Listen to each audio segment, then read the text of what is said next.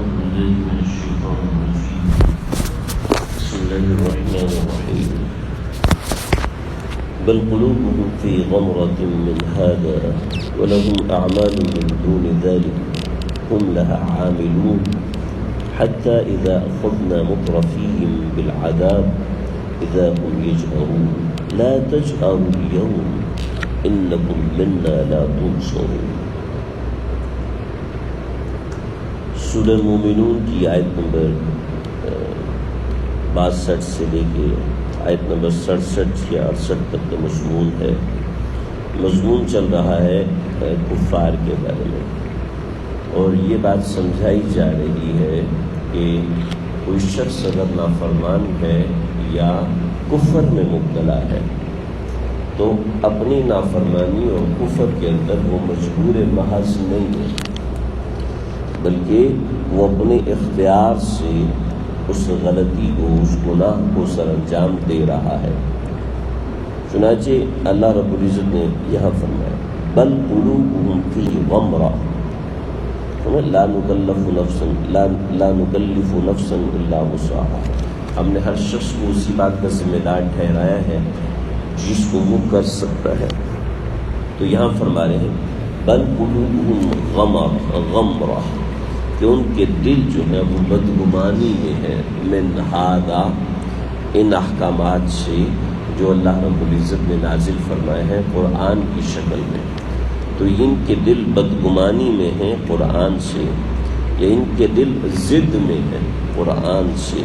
یہ قرآن سے جب انسان ضد بنا لے یا انسان جب مزاج میں بدگمانی پیدا کر لے تو پھر اس کے لیے سیدھا راستہ تلاش کرنا بہت مشکل ہوتا ہے. ہاں، اپنی بدگمانی کو خوشگمانی میں تبدیل کرنے سے وہ راستہ کھلتا ہے. تو بل قلوبہم فی غمرہ، ان کے دل جو ہے وہ بدگمانی کی اتھاہ گہرائیوں میں، من ھذا، اس قرآن سے. اور صرف یہی بات نہیں ہے کہ وہ بدگمانی میں ہے، وہ کفر میں ہے، بلکہ ان کے اور بھی کچھ برے اعمال ہیں جن کے سبب یہ گناہ ہوتے ہیں.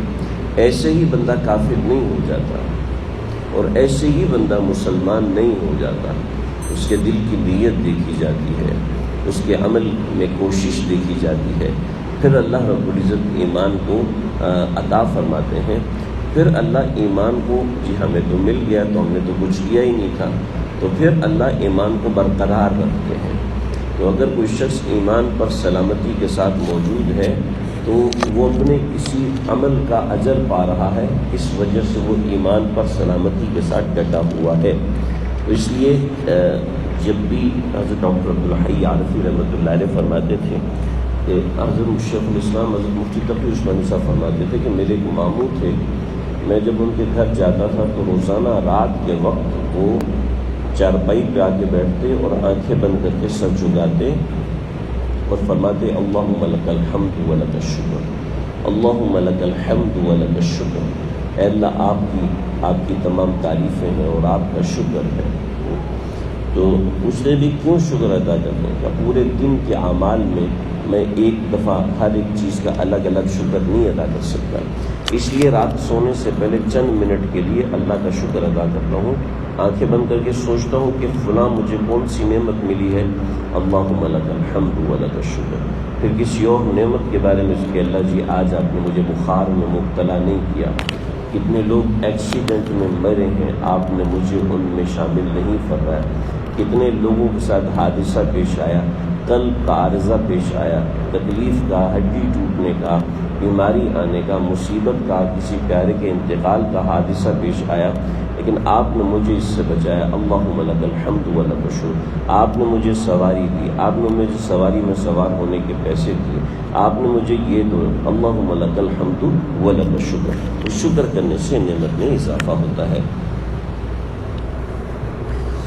تو جب یہ اپنی اس بدگمانی میں ہے تو بدگمانی دوسری بدگمانی کو جنم دیتی ہے. تو یہ شکر کئی اچھے اعمال پیدا کرتا ہے، ایسے ہی کوئی ایک برا عمل اور بھی کئی برے اعمال پیدا کرتا ہے. چنانچہ اللہ نے فرمایا لہم اعمال من دون ذلک ہم لہا عاملون. ان کے اس کفر کے علاوہ اور بھی بہت سے اعمال ہیں جن کو یہ لوگ کرتے ہیں، اور ان برے اعمال کے سبب اللہ ان کو پکڑتے ہیں. کہتے ہیں حتیٰ اذا اخذنا مترفیہم، یہاں تک کہ ہم پکڑیں گے ان کے امیر لوگوں کو۔ امیر لوگوں سے مراد یہ ہے کہ قوم کے بڑوں کو، جو پالیسی ساز ہوتے ہیں، جو قوم کے بڑے ہوتے ہیں، جو مقتدائے ملت ہوتے ہیں، اللہ فرمائے کہ اذا ہم یجأرون، تو یہ اس عذاب میں بلبلا رہے ہوں گے، اپنے عذاب میں چیخ رہے ہوں گے۔ تو بات یہ ہے کہ جو شخص چیختا ہے تو اس لیے چیختا ہے کہ کوئی دوسرا سنے اور سن کے میری مدد کرے۔ تو اللہ کہتے ہیں لا تجأروا اليوم، آج مت چیخو، انکم منا لا تنصرون، تم ہمارے پاس ہو، ہمارے ہوتے ہوئے تمہیں کسی کی کوئی مدد نہیں آ سکتی۔ اللہ ہماری حفاظت فرمائے۔ اللہ سے مدد زندگی میں مانگتے رہیں تو اللہ کی آخرت میں کسی کی مدد کا محتاج نہیں فرمائیں گے۔ پھر اللہ جتلائیں گے ان کو، قد كانت آیاتی تتلی علیکم، ارے میری جو آیات تھی تمہارے پاس آتی تھی، تمہارے اوپر پڑھی جاتی تھی، وکنتم علی اعقابکم تنکصون، اور تم اپنی ایڑیوں پہ پھر جاتے تھے، یعنی ان سے منہ موڑ لیتے تھے، یہ تم ایسے اعراض کرتے تھے قرآن سے۔ چنانچہ ہمارے اکابرین فرماتے ہیں جگہ جگہ درس قرآن کے حلقے قائم کرنے چاہیے، جس میں عوام الناس کو قرآن سمجھایا جائے، کیونکہ آج ہم سب لوگ قرآن سے ایڑیاں پھیر چکے ہیں، کیا پڑھا لکھا کیا ان پڑھ، ہمارے ماسٹر لیول کے پڑھے ہوئے لوگ، ہمارے پی ایچ ڈیز اور ہمارے ڈاکٹر حضرات تک کو قرآن پڑھنا نہیں آتا۔ ہمارے ملک کا سب سے پڑھا لکھا طبقہ ڈاکٹر مانا جاتا ہے، نہیں ڈاکٹر حضرات، لیکن کئی ایسے ڈاکٹر ہوتے ہیں کہ کیا بتاؤں، سینکڑوں کی تعداد میں ایسے ڈاکٹرز ہوتے ہیں کہ جن کو زمانہ ہو گیا ہوتا ہے قرآن پڑھے ہوئے۔ میں کوئی دعویٰ نہیں کر رہا، ایک تجربے کی بات بتا رہا ہوں، کوئی میں نے اعداد و شمار نہیں کیا ہوا، ایک تجربے سے بتا رہا ہوں، ایک نسبت دیکھ کے انسان بات کر لیتا ہے، بس وہی دیکھ کے بات کر رہا ہوں کہ فَكُنْتُمْ عَلَىٰ أَعْقَابِكُمْ تَنْقِصُونَ، کہ یہ لوگ ایڑیوں پہ پھر جاتے ہیں، یعنی قرآن مجید سے روح گردانی کرتے ہیں۔ تم لوگ قرآن مجید سے روح گردانی کرتے تھے دوستو، آج ہم نے بھی کسی نہ کسی درجے میں قرآن سے روح گردانی کی ہوئی ہے۔ قرآن پڑھنے کے حساب سے، قرآن سمجھنے کے حساب سے ہم نے روح گردانی کی ہوئی ہے۔ اللہ ہماری حفاظت فرمائے، اس کا ازالہ کرنے کی کوشش کرنی چاہیے۔ یہ جو میں چھوٹا سا درس قرآن دیتا ہوں، یہ بھی اس کے ازالہ کرنے کی کوشش ہے۔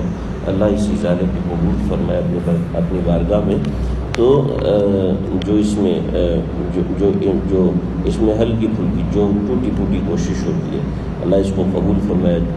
تو یہ ہے، یہ لوگ کیا کرتے تھے، لا تجأروا اليوم، آج بلبلانے کی کوئی ضرورت نہیں، انکم منا لا تنصرون، قد كانت آیاتی تتلی علیکم، میری آیتیں تمہارے اوپر پڑھی جاتی تھی، وکنتم علی اعقابکم تنکصون، اور تم تو ایڑیوں پہ پھر جاتے ہیں، تم نے قرآن بند کر کے رکھا ہوا تھا۔ ہمیں کوئی ضرورت نہیں ہے، مولویوں کا کام ہے، ہمیں کوئی ضرورت نہیں قرآن کو دیکھنے کی، تو حافظ سب کا کام ہے نہیں۔